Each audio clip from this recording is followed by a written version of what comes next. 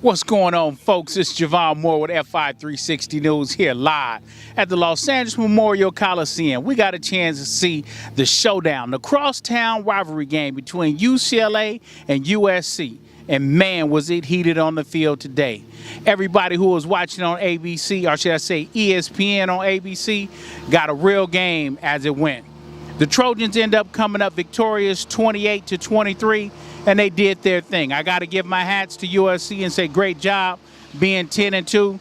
Now you get a chance to go up to Levi Stadium and face one of those Pac-12 North teams. But let's talk about this game right here.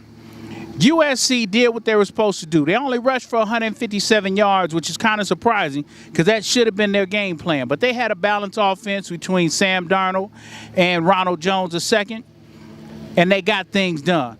Let's take you in the press conference to hear from Coach Clay Helton, the winning team, and we'll be right back. Credit to UCLA. I thought that was a hard-fought game as it come, and it was really neat to see those kids and coaches come together out of just pure respect for a really hard-fought game. Credit to these two men up here. The leadership that they provided us as captains has put us to this point.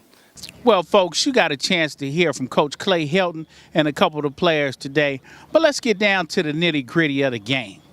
I want to talk about that bad man, Jordan Lasley from UCLA, man, making plays. Let me take you through one of them. His hat trick, his touchdown trying to go ahead and bring the Bruins back when they got up to 23 points. They traveling westbound on the Coliseum Road, rolling straight down King, and here he comes. Arms stretched out, catches a fade pass in the end zone. Man, all I can say is Jordan Lasley, keep balling, man, keep balling. So he had a bunch of other catches today, but when you look at everybody wanted to talk about today is a quarterback play. Josh Rosen, Sam Darnold, who's it going to be? Are they going to come out this year? Are they going to stay one more year? We really don't know, but both of them had their struggles today. Sam Darnold ended up throwing a little errant pass where you end up getting an interception by Wadu today. But then at the same token, you had Josh Rosen turn around when they had a chance to score, and he did what you don't do. Everybody knows you can't throw late across the middle, and bam, that's what he did right there, throwing that interception. But even with that, the turnovers from both quarterbacks and the erratic play, but both of them played great today. It all came down to who wanted it most, who was going to end up with the ball last.